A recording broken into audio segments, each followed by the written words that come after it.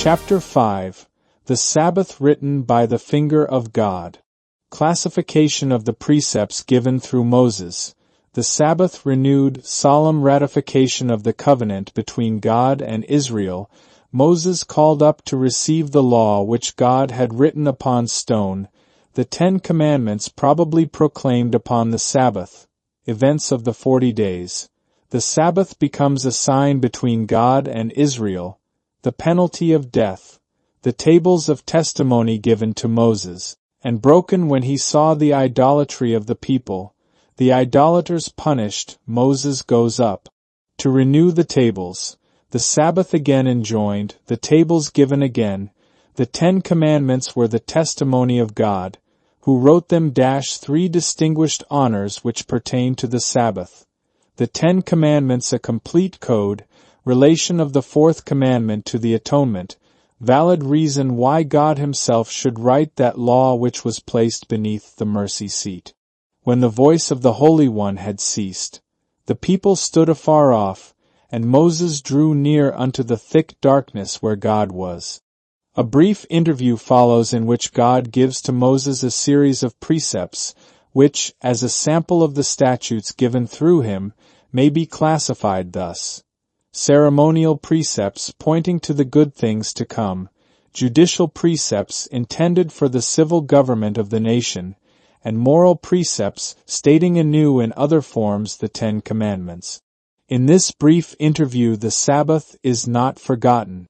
6 days thou shalt do thy work, and on the 7th day thou shalt rest, that thine ox and thine ass may rest, and the son of thy handmaid, and the stranger may be refreshed. This scripture furnishes incidental proof that the Sabbath was made for mankind, and for those creatures that share the labors of man. The stranger and the foreigner must keep it, and it was for their refreshment.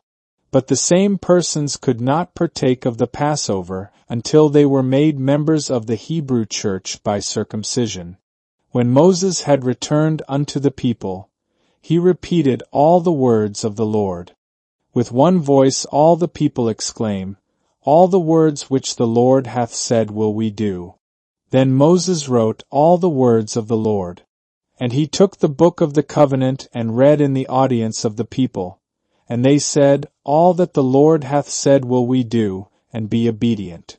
Then Moses sprinkled both the book and all the people, saying, This is the blood of the testament which God hath enjoined unto you. The way was thus prepared for God to bestow a second signal honor upon his law. And the Lord said unto Moses, Come up to me into the mount, and be there.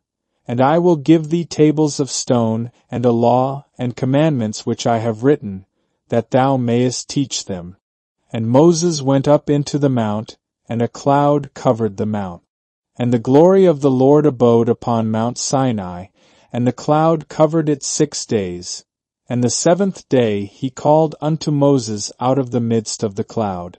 And the sight of the glory of the Lord was like devouring fire on the top of the mount in the eyes of the children of Israel. And Moses went into the midst of the cloud, and got him up into the mount. And Moses was in the mount 40 days and 40 nights. During this 40 days God gave to Moses a pattern of the ark in which to place the law that he had written upon stone, and of the mercy seat to place over that law, and of the sanctuary in which to deposit the ark. He also ordained the priesthood, which was to minister in the sanctuary before the ark.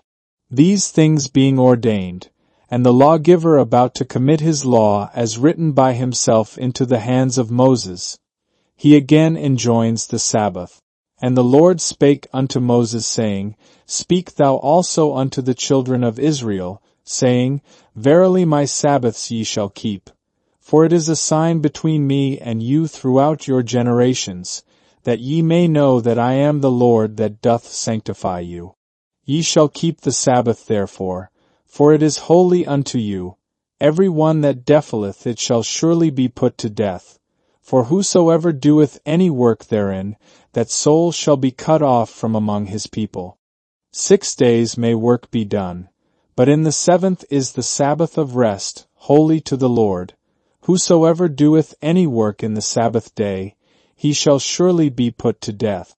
Wherefore the children of Israel shall keep the Sabbath to observe the Sabbath throughout their generations, for a perpetual covenant.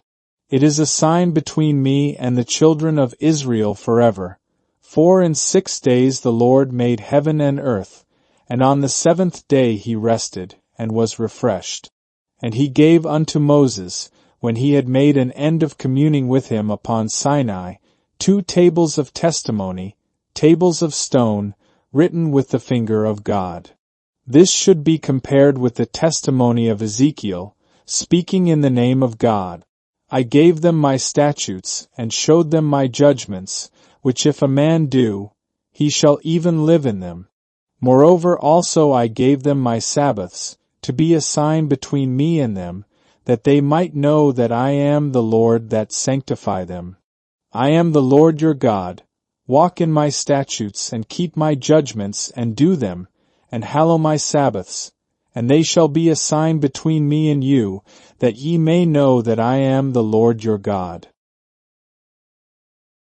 It will be observed that neither of these scriptures teach that the Sabbath was made for Israel, nor yet do they teach that it was made after the Hebrews came out of Egypt. In neither of these particulars do they even seem to contradict those texts that place the institution of the Sabbath at creation. But we do learn that it was God's act of giving to the Hebrews his Sabbath that made it a sign between them and himself. I gave them my Sabbaths to be a sign between me and them. This act of committing to them the Sabbath has been noticed already. That it was to be a sign between God and the Hebrews, that they might know that I am the Lord that sanctify them. Wherever the word Lord in the Old Testament is in small capitals, as in the texts under consideration, it is in the Hebrew Jehovah. The Sabbath then as a sign signified that it was Jehovah, i.e., the infinite, self-existent God, who had sanctified them. To sanctify is to separate, set apart, or appoint, to a holy, sacred, or religious use. That the Hebrew nation had thus been set apart in the most remarkable manner from all mankind was sufficiently evident. But who was it that had thus separated them from all other people? As a gracious answer to this important question, God gave to the Hebrews his own hallowed rest day. But how could the great memorial of the Creator determine such a question? Listen to the words of the Most High. Verily my Sabbaths, i.e., my rest days, ye shall keep, for it is a sign between me and you. It is a sign between me and the children of Israel forever. For in 6 days the Lord made heaven and earth, and on the 7th day he rested, and was refreshed. The Sabbath as a sign between God and Israel was a perpetual testimony that he who had separated them from all mankind as his peculiar treasure in the earth, was that being who had created the heavens and the earth in 6 days and rested on the 7th. It was therefore the strongest possible assurance that he who sanctified them was indeed Jehovah. From the days of Abraham God had set apart the Hebrews. He who had previously borne no local, national or family name, did from that time until the end of his covenant relation with the Hebrew race, take to himself such titles as seemed to show him to be their God alone. From his choice of Abraham and his family forward, he designates himself as the God of Abraham, of Isaac, and of Jacob, the God of the Hebrews, and the God of Israel. He brought Israel out of Egypt to be their God, and at Sinai did join himself to them in solemn espousal. He did thus set apart or sanctify unto himself the Hebrews, because that all other nations had given themselves to idolatry. Thus the God of heaven and earth condescended to give himself to a single race, and to set them apart from all mankind.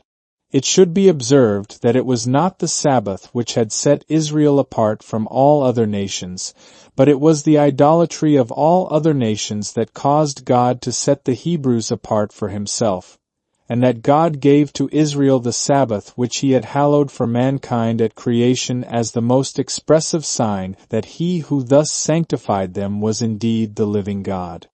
It was the act of God in giving his Sabbath to the Israelites that rendered it a sign between them and himself.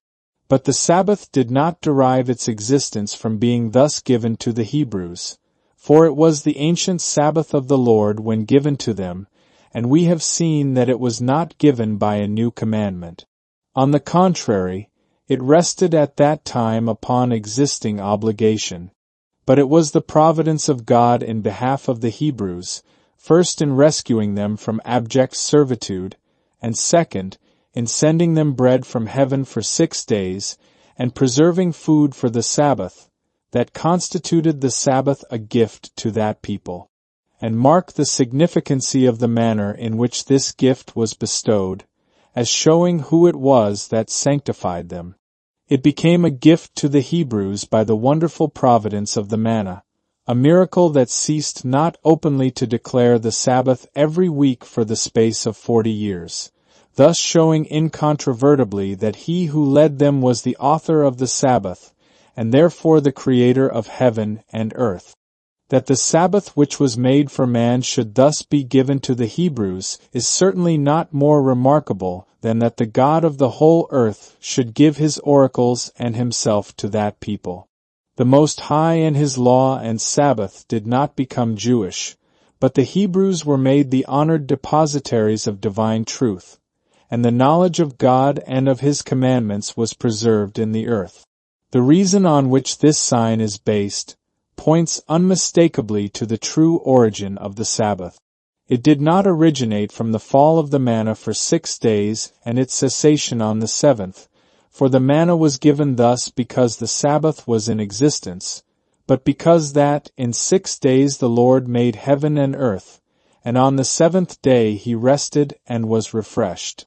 Thus the Sabbath is shown to have originated with the rest and refreshment of the Creator, and not at the fall of the manna. As an institution, the Sabbath declared its author to be the Creator of heaven and earth. As a sign between God and Israel, it declared that he who had set them apart was indeed Jehovah. The last act of the lawgiver in this memorable interview was to place in the hands of Moses the 2 tables of testimony, tables of stone, written with the finger of God. Then he revealed to Moses the sad apostasy of the people of Israel, and hastened him down to them. And Moses turned, and went down from the mount, and the 2 tables of the testimony were in his hand. The table were written on both their sides, on the one side and on the other were they written. And the tables were the work of God, and the writing was the writing of God, graven upon the tables. And it came to pass, as soon as he came nigh unto the camp, that he saw the calf and the dancing, and Moses' anger waxed hot, and he cast the tables out of his hands, and brake them beneath the mount. Then Moses inflicted retribution upon the idolaters, and there fell of the people that day about. Spoken against proves that he will cease to exist when he shall no longer be such a sign. Nor does this language argue that the Sabbath was made for them, or that its obligation ceased when they ceased to be the people of God. For the prohibition against eating blood was a perpetual statute for their generations, yet it was given to Noah when God first permitted the use of animal food, and was still obligatory upon the Gentiles when the apostles turned to them. Leviticus 3 verse 17, Genesis 9 verses 1 to 4, Acts 15. The penalty of death at the hand of the civil magistrate is affixed to the violation of the Sabbath. The same penalty is affixed to most of the precepts of the moral law. Leviticus 20 verses 9 and 10, 24 verses 15 to 17, Deuteronomy 13 verses 6 to 18, Deuteronomy 17 verses 2 to 7. It should be remembered that the moral law embracing the Sabbath formed a part of the civil code of the Hebrew nation. As such, the great lawgiver annexed penalties to be inflicted by the magistrate, thus doubtless shadowing forth the final retribution of the ungodly. Such penalties were suspended by that remarkable decision of the Savior, that those who were without sin should cast the first stone. But such a being will arise to punish men, when the hailstones of his wrath shall desolate the earth. Our Lord did not, however, set aside the real penalty of the law, the wages of sin, nor did he weaken that precept which had been violated. John 8 verses 1-9, Job 38 verses 22 and 23, Isaiah 28 verse 17, Revelation 16 verses 17-21, Romans 6 verse 23. 3,000 men. And Moses returned unto God and interceded in behalf of the people. Then God promised that his angel should go with them, but that he himself would not go up in their midst lest he should consume them.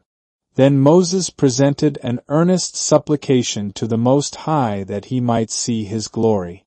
This petition was granted, saving that the face of God should not be seen.